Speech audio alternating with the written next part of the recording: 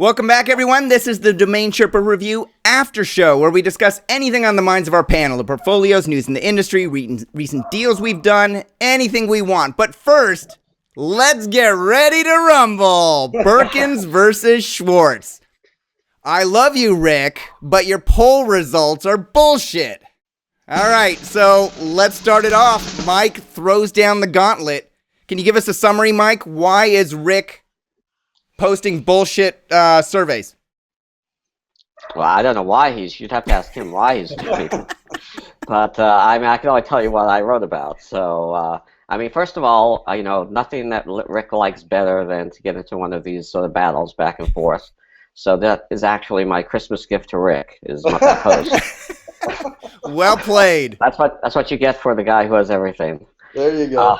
Thank you. So you're quite welcome. So I look back at the domains, and we actually when I started doing the blog, that was one of the first things actually I put up right at the beginning was a poll on the right, and so over the years I just looked today. We did 127 polls, and the polling is fine, and it's fun, interesting, whatever, but. The issue I had with Rick was that he tried to extrapolate any sort of deep meaning out of the results of the poll. So the poll is fine, and having a poll is great, and people get to have their say. But a polling, in that kind of a manner is just really for entertainment purposes only. Well, so I don't. Why wouldn't I poll if I didn't want to extrapolate information from my readers to see, take a pulse, and see how they feel? And I think it's pretty representative and pretty constant that so far the average looks like 3/4 of the people in domains are not going right now into GTLDs, but consistently about 25% say they are. So I actually think that's encouraging for GTLDs, and I think it's accurate. It'd be interesting to see those same polls on Kevin's site. Well, and the other thing is that real investors in the GTLDs won't tip their hat till after they get their names. Yeah, I mean, I think that, I actually didn't pay much attention to the results, to be honest. It wasn't the results. It was, some of the questions I just thought, asking your own readers, if you think you're fair. It's just, or if they like your material, or if you're, obviously, that they read you, It could have easily come out the other way and said, Rick, you're not being fair and you're spending too much time on GTLDs. I really stuck my dick out because I didn't know the results I was going to get. I mean, really, think about it. It isn't like everyone in this industry loves me. They could have easily come and said, hey, Rick, you're going overboard or you're not being fair. And they said, not only am I being fair, but a lot of the other bloggers aren't. And you know what? You can't just dismiss that. Listen. Regardless of what it is, you can't dismiss when 95% of the respondents agree on something. I mean, that's a huge. I didn't say, did you like me? Do you like my style? I said, do you think I'm being fair on this subject? It could have easily been 50-50, and that's why I challenge all the other bloggers out there to put the same poll on their website, and that way we can homogenize all the results. And then it becomes very important results. So just because you don't like what they said doesn't mean you should ignore it. Just like the people that didn't like when Howard went on the street to do the man on the street, and he went down Las Olas, and you got all those silly, stupid answers. Well, I got news for you. We're going to go to other places, and you're going to get the same silly, stupid answers that you got on Las Olas, because believe it or not, Facebook is where they go first. It may not be what we think is the right, but it just shows you the young guy on that who was about 30 years old, he was all about Facebook. I just think it doesn't matter. I mean, I guess it's just at the end of the day, I think when you talk about whether somebody's being fair, or about what they write about, I mean, if they write what they believe in, then I think they're being fair. So, if you have an opinion on a subject, and that's your opinion, and you do it, on a fair basis that, you made that decision with an open mind and looking at the facts and circumstances as you see them, and come to a conclusion and write about it. I think that's all you can really ask a blogger to do.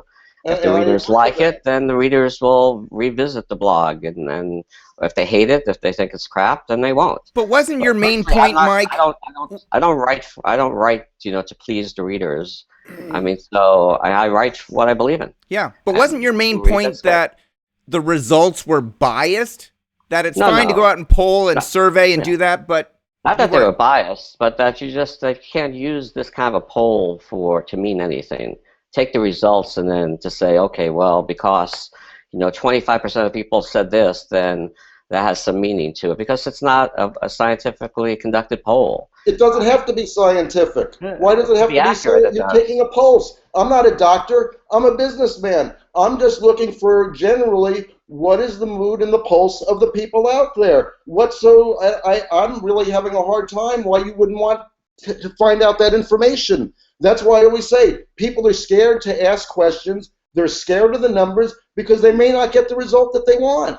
And you know what? That's what polling is about, is finding the stuff that you don't want and saying, geez, I have to adjust accordingly. Well, you were in a conversation.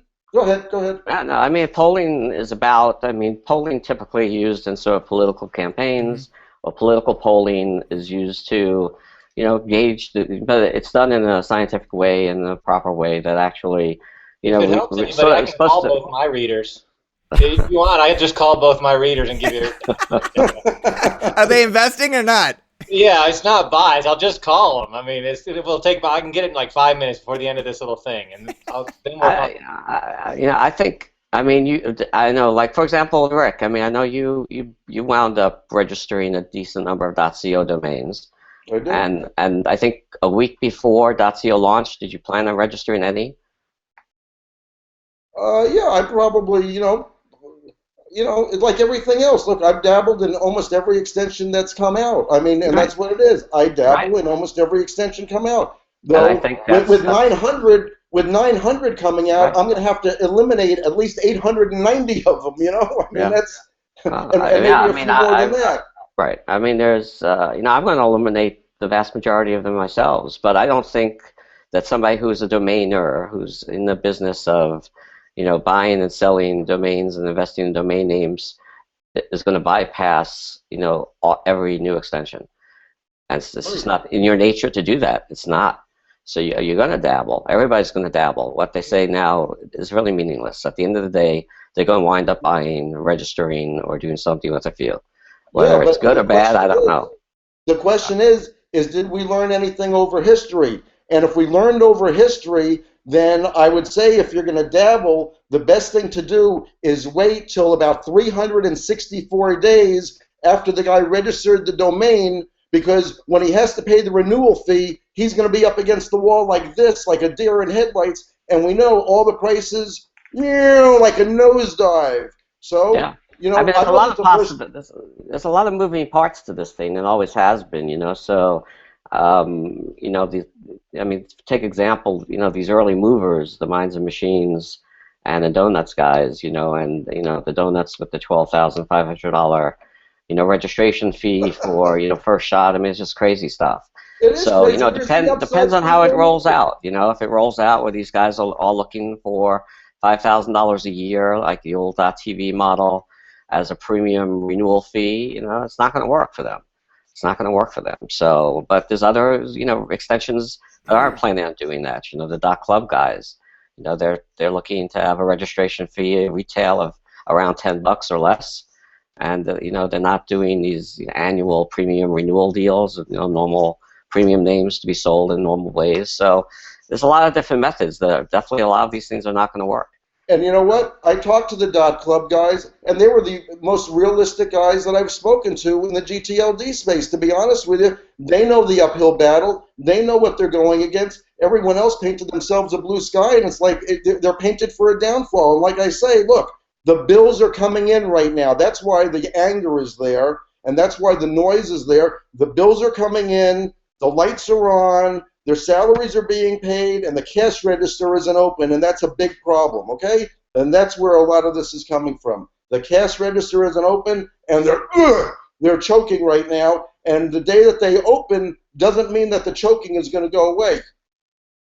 Yeah, well, Cash registers is open for a few of them, but still, I don't think there's getting Well, many. did you write the check? 500.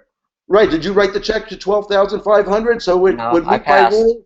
I resisted. Right. So that would have to sell for $125,000. If you're a domain investor, you would expect your 12,500 to grow to 125,000. Chances are it's going to dry up and shrivel up and be worth not as much. So, but we all have our opinions. Yeah, I wouldn't recommend it. Okay. So, Paul from Donuts got on your blog, Rick, and he, Paul's a very sharp guy. I like the way, founder of Enom, he's clearly done some things successfully in the industry, and he's heading up Donuts. And he had some very interesting remarks that he posted in comments on your thread, and I think that people will affinitize to the domain names and that, they are looking for a great brand and all the other points that he make. I think were salient points, but then I always go back to the other domain names. And, I don't look at the Moby because, I think it's just weird that it was 4 letters before 4 letters were. Anyways, I look at all of them and I think, well, if any is a good analogy for the new top-level domains, it's .travel. People love to travel. They aspire to travel. They put travel on their bucket list to go around the world. I was talking with Braden Pollock this morning about .travel, and we looked up on, I think it's registrarowl.com. There's only 20,000 .travel domain names registered right now, and they're shrinking over time. So why is .travel? I'll open it up to anybody. Why is .travel not analogous to all the new top-level domains coming out? Because travel was an STLD, and to be able to register it, you couldn't just go to GoDaddy and register .travel. You had to be a travel agent with an actual license that you had to send into the registrar ahead of time and be verified to be able to buy one of them or register one of them. So, if you put restrictions on this stuff, and a lot of these new GTLDs are going to be restricted too because of the GAC, and they are, that they're demanding that certain, things that are licensable and restrictable be so restricted. So for a .lawyer, for example, I think that's one that is on the GAC list. So you're not going to be able just to go and register a .lawyer address. You're going to have a license. You're going to have to send it into the registrar and show that you're a licensed attorney before you're allowed to register those names. Gotcha. So there's a big, pain in the ass factor involved. Yeah. Is .travel still restricted today? I think they're trying unrestricted. Oh, okay. I'm not sure. I haven't followed it, but it's been restricted. I mean, if it isn't restricted right now, it's been restricted this whole time. And I think it's very hard to recover. I don't know what Rick's or everybody else's feelings, but if you have a registry and you screw up the launch and you roll out badly, I think it's really hard to recover from that. You can never make a first impression the second time, so I agree with that. And that's where, we're talking about like the .club guy. He knows what he's in for. I think some of these other guys are absolutely in la-la land of what they expect. They're just not being dealing with reality. Yeah, and Paul was on my blog last night too. If people want to read the comments on the same post that we were talking about with Rick's poll, he chimed in a few times there as well, and sort of indicated to me at least that he didn't really expect anybody to go for the $12,500 deal. In which case, I responded, then I don't think you should have put it on there because it just sort of hurts the whole concept of it. So it's strange. It's strange out there. Yeah. And look, that's another thing, a point I make. Regardless if they want it or not, all the GTLD guys, it's like a train. They're all connected to each other. They all own each other, whether they like it or not. And there's nothing, just because of how they're rolling it out and how many are coming out at the same time. It's a train. So one crash can lead to all kinds of other consequences that are unknown. I couldn't predict what they will be. Believe me, I couldn't predict. But I can predict that missteps by one will affect other GTLDs that have nothing to do with the misstep. All right, so are we agreeing to disagree on the poll? Mike, you think that it's unscientific and you can't make any conclusions about the results? And Rick, you think that go repeat it on any site and prove me otherwise through your own data? I think it would be good for everyone to have it out there, number one. And number two, it isn't about being scientific. I mean, if you own a store and you ask every customer that comes in your store a question, it isn't being scientific. It's finding out what their need, want, and desire is. It's finding out about them. It's asking them, look, they're anonymous. They're going to a third-party site. I'm not controlling any of the votes. They go to a third-party site. It's a mask. No one knows who's voting. And they say, and look, whatever the poll is, it represents 1 out of 10, 1 out of 20 readers, whatever the number is, it's a representative. And I think I take a lot of faith in those numbers. Not a little, a lot. Because I'm a numbers guy. And I know where the numbers should be, and I get it. And I think it's a mistake to discount those numbers. An absolute mistake. All right, Shane, I'm putting you on the spot. Who's bullshitting, Rick or Mike? Just joking. All right, we're going to move on to Bitcoins. I want to say one thing, though, is Rick has not dismissed the new the new generic TLDs, and I think that's smart. He's just saying he doesn't believe in them, but he hasn't dismissed them completely, and I think that's an important point. And I've said that consistently, even on the stage at Traffic. I'm an opportunist, okay? And my job is to take the 890 guys that really are full of shit, okay? Because they're not going to be in the top 10. And the first thing you have to do is like clear the decks. I mean, if you want to invest in the 10th one, then why don't you find the number 10 domain now or extension now and put all your money in it? I mean, that would be what you're doing. So the name of the game is at least pick the winner, okay? That's the easiest thing you have to do is pick the winner, figure out who's coming in second, third, fourth, fifth. How deep do you have to go? Do you really have to handicap 900 and get them right? I mean, 3 is a trifecta, baby. If you go to the horse races, 3 you're gonna do really well. So you really don't have to pick more than 3.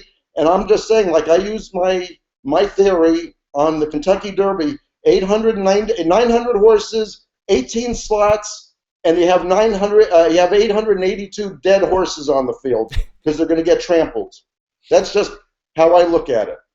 All right, and we're educating you. If you want to learn more about .club, we have that coming up right at the beginning of the new year in 2014. It's going to be our opening interview for the year. Interesting leaders over at .club. Hey, Adam, Bitcoins are all the rage. Everybody seems to want Bitcoins and want enough of them to go buy a Lamborghini or an Aston Martin or something like that. You just started a brand new area of your forum, dnforum.com. There's a Bitcoin area. I can go and offer up my domains for whatever Bitcoin that I want. I'm not even sure if I say Bitcoins or Bitcoin. What's going on with that? Well, there's been a huge interest in people that have been trying to buy domains with Bitcoins for a while, and we decided to take on, I think there's 4 different currencies that we're looking at, e-currencies that people are trading in now. Mm-hmm. And it goes back to Rick's point on last week's show that a lot of us started out with e-gold a while ago, and you have to change with the times. And with the price of Bitcoins going from $200 to $900 in a year, it's certainly a decent investment, but I like Rick's point as well that I usually like to have the gold in my hands before I just invest in some bank or some currency that you can't touch or can't see. But, I mean, a lot of people still want to buy and trade Bitcoins for domains because they bought them at $200. So if they get $1,000 worth of value out of them right now, they're willing to spend 10 Bitcoins, which is $1,800, and get a $10,000 domain name. So we put up a section, and we'll see how it goes. But I personally would take some. I'd take a chance on some and see how it goes, and go from there. Yeah. It's becoming more and more popular, whether we like it or not. So yeah. Does anybody on this panel own any Bitcoin? No. Rick, I have one that you do. was given to me. You have one Bitcoin. I got my first one yesterday. I got in my account yesterday. How to do today, though? That's the problem. Well, I took a bath today, man. I went to the shitter. But listen, it's okay because when I started the process, it was going for $1,200.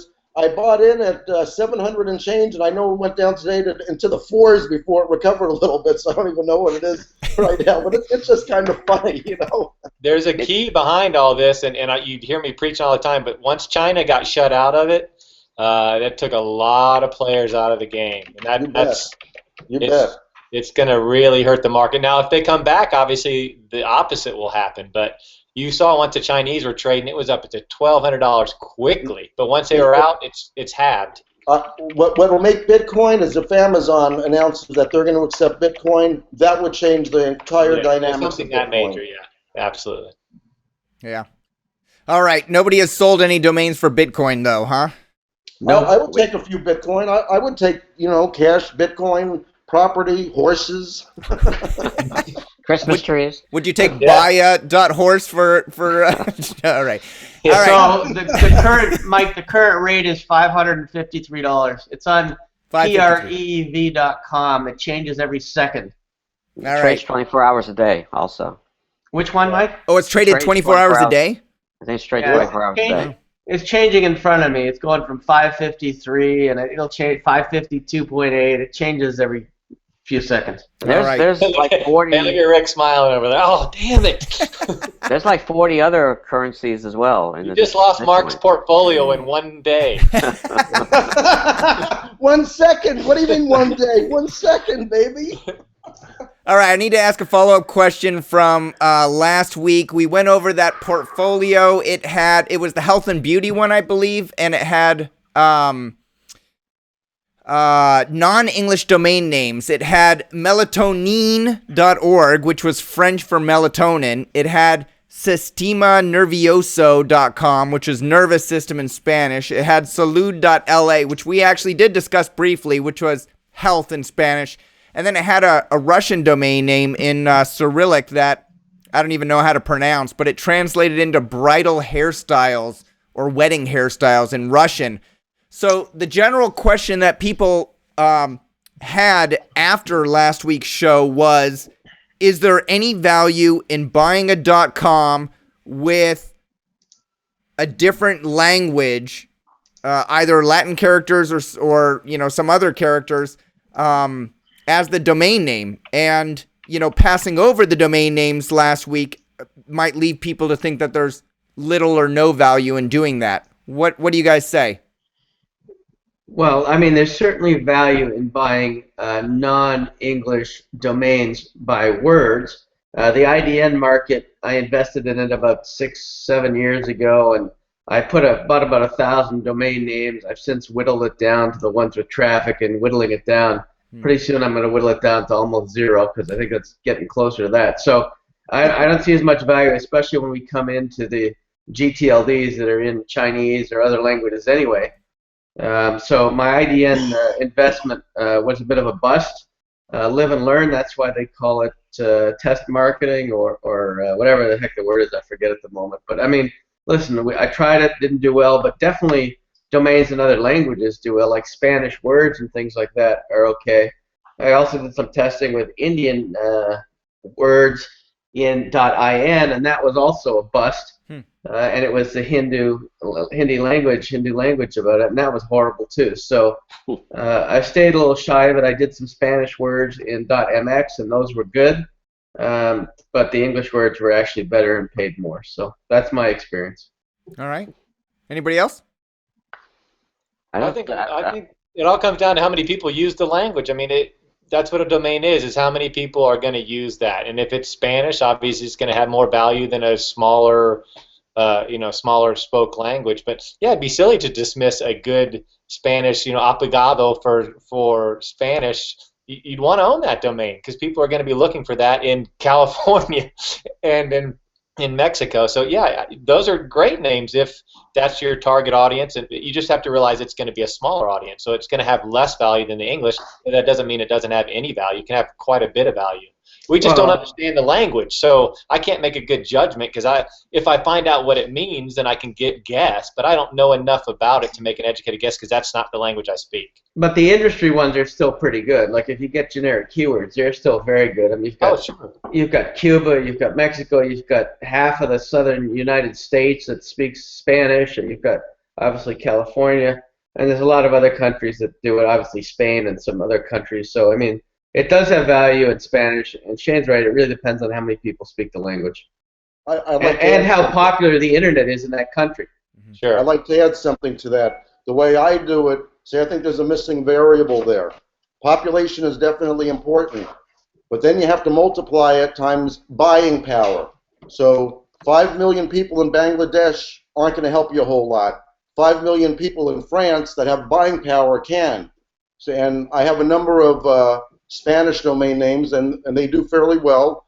But the buying power, even though Spanish is, probably the #1 language in the world today and really widespread, their buying power it's increasing, but it's still not to the point where some other places are. And look, that's why the USA is the USA, because of the buying power. It's just incredible. We're a disposable nation. We throw more crap away than most nations could ever use. I mean, it's just the way that we're geared. So it's population times buying power equals your ratio.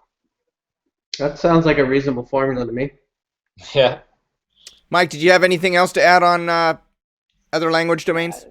Yeah, I just think it's kind of it's important to understand what you're doing. So if you don't really have a feel for the language and the culture, I think it's more than just getting out your Google Translator and trying to plug in words. And I know there's I've been told that Spanish in Spain is different than Spanish in Mexico.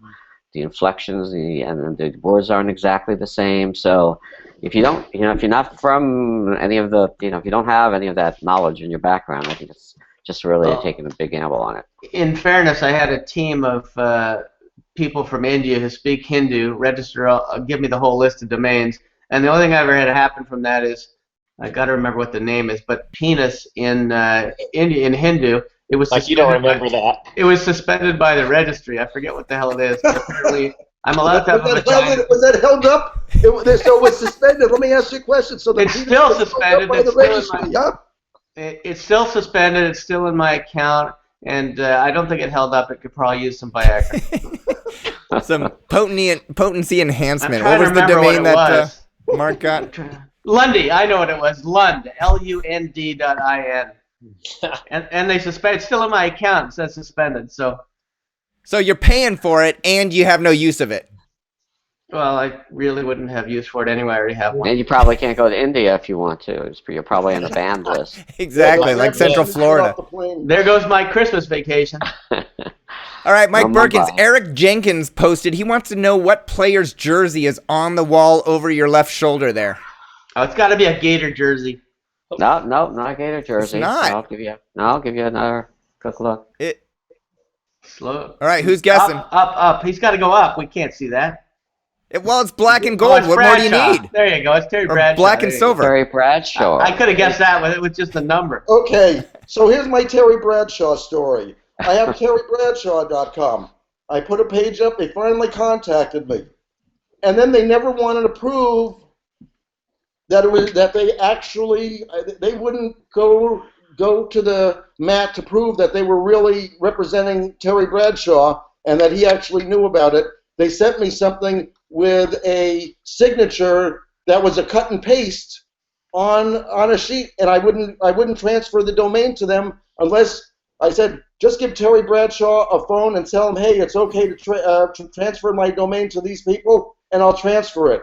And after 2 months this went on, 40 emails back and forth, and they thought, well, we decided to go with another domain name. I mean, how can you? It's clearly bullshit. Joe Montana. It's unbelievable. I can only assume that they were trying to fake me out and pull the last one. I would agree. Yeah. And this goes back and forth for 2 months because, Ray News mentioned, he said, look, you better be careful. What if these PR people don't represent Terry Bradshaw anymore? Right. You better make. And I said, he says, why don't you just get Terry Bradshaw to make a quick video, and that way there's no confusion. I said, perfect. And that was in October during traffic. So this happened last week, November. 2 months of wasting my time, and then, we got a different domain. So I hope they got terry.com, because that's about the only thing that can help them. Well, and now you just gave a bunch of domainers ideas how to go after Sports Stars domains. Well, I didn't go after them. I mean, I've had it for... No, I mean how they can approach you. I was trying to give it to them. You'll probably get about 50 Terry Bradshaw emails after this video.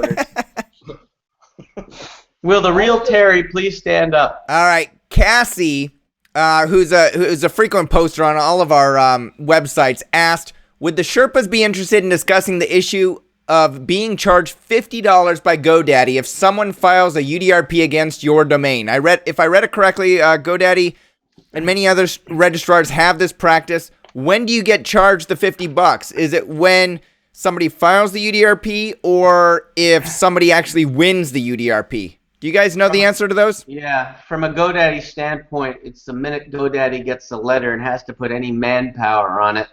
That's my unofficial response. You can get an official response from GoDaddy. Yeah, well, maybe Paul or somebody at GoDaddy will come and post an answer to this. Rick, if somebody has served a UDRP and GoDaddy came to you with a $50 bill, is that bullshit, or is that just a cost of doing business and they need to file paperwork and they need to do it manually? Yeah, I think that's kind of salt to the wound at that point. It's like, give me a break, man. I mean, now there's another company with a motive to have you a UDRP served on you so they can make a $50 profit with no cost, basically. I don't think so. Yeah, they just have to go and lock the name. It takes them a second.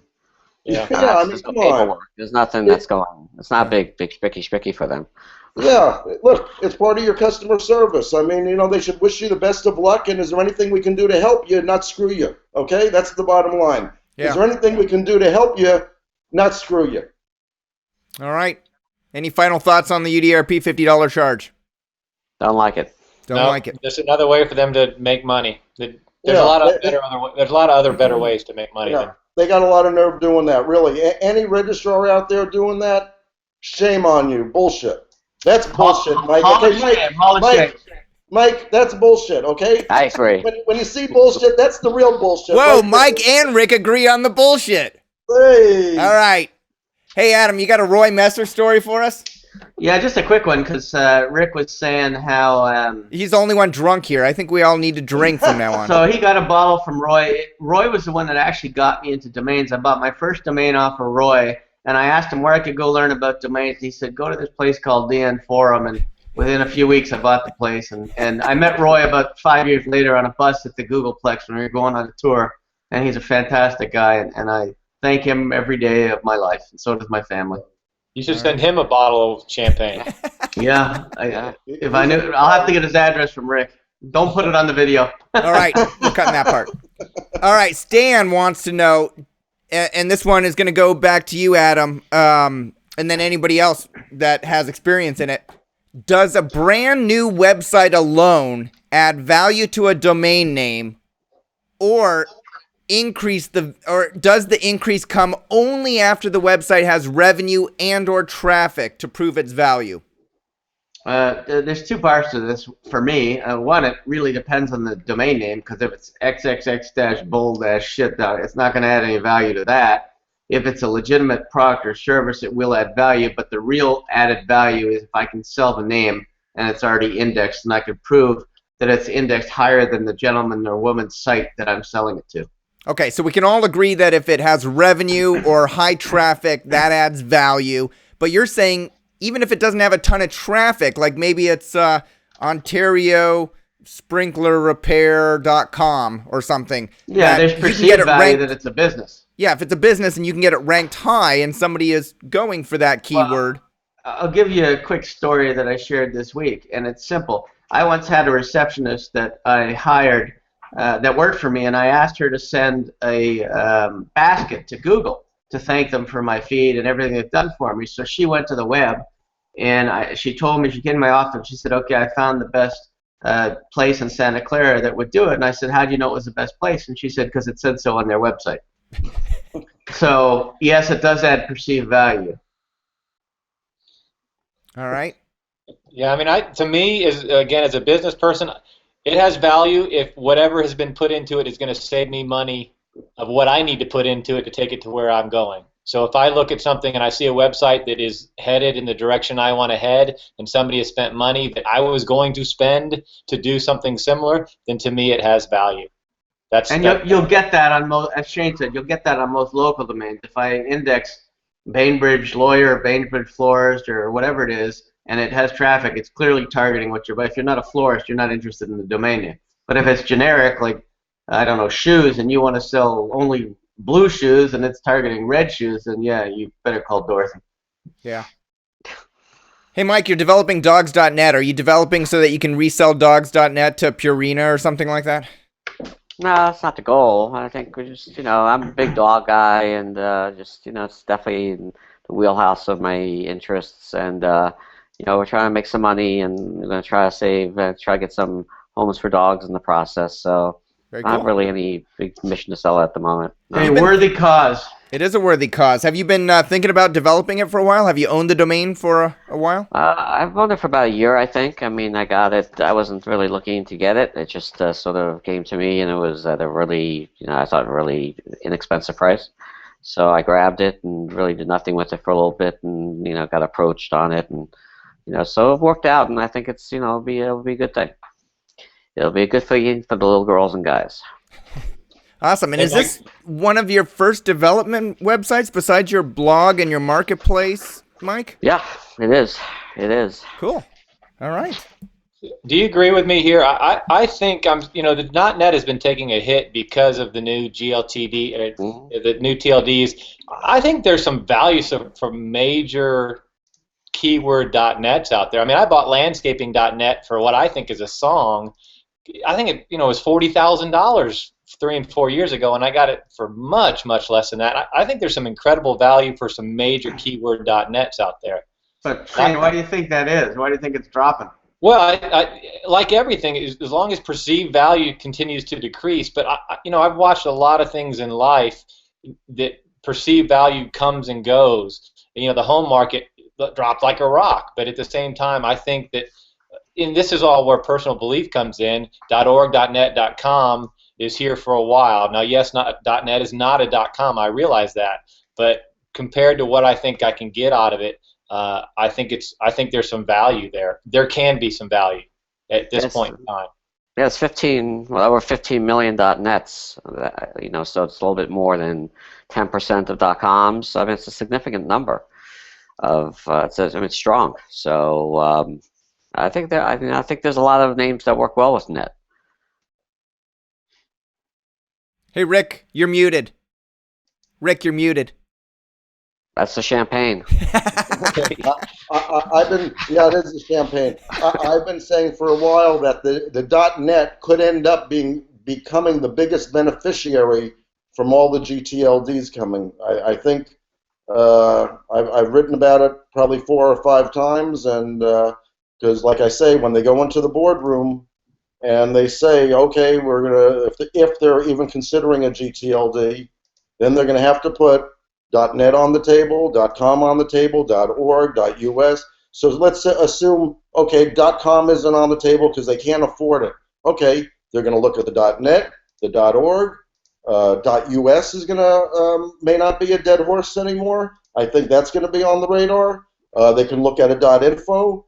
They're going to definitely look at .tv and .me, and the only obvious one is probably .web is also. And .web is the only one that I foresee that could put themselves between .net and .com. You could. Again, depends on what they do. If they're going to charge $100 to registration and $5,000 a year for premium names, then let's see who gets it. There's a lot of different companies that could get that thing. Well, if they don't screw it up, right. All right, gentlemen, any last thoughts before we conclude this after show? Can we take another poll? I thank the other gentleman for talking about party accessories and pointing that out. I got partyaccessories.ca while we were playing. Nice. Partyaccessories.ca. It's for sale if anybody wants it. No, it's not for sale. I'm keeping it. No, you're going to develop it. Well, I don't have time to sell party hats. Maybe in the next show for New Year's I'll put some accessories on. He'll take Bitcoin for it. Yeah, exactly. All right, gentlemen. Merry Christmas, Happy Holidays, Happy New Year. We'll talk to you after the new year. Is anybody going anywhere? I'm going up to the mountains next week.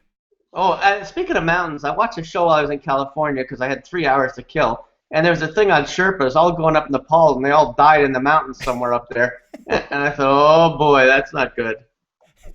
I should get a panel of new GTLD Sherpas up here. Joking. Oh, really? I think, listen, that would be good. You can do that. That way you give us a week off every once in a while. Actually, the other thing that we should talk about is I've noticed that the comments have really increased on this show, and it's getting more and more popular, so kudos to you, Michael. Well, thank you very much. We, I think it's partially because we're getting so many people's domains reviewed as well. But having said that, I think it's great content. That was a genius idea, by the way. That was a genius idea.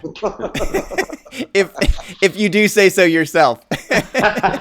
I wasn't going to say. I was going to leave it with you. I know you were. That's why I didn't say your name. We're the most modest breed in the whole world. You should see what I read. Hold on. You should see what I registered today. I was thinking of, I'm getting too much spam at my Adam email, so I'm thinking I registered hismajesty.ca so I could do Adam at hismajesty.ca. So maybe you're right. I'm going to send you an email there. We'll see how long it takes you to respond. Don't even bother. All right, guys. Have a great night. Happy New Year. Merry Christmas. We'll see you all in the New Year.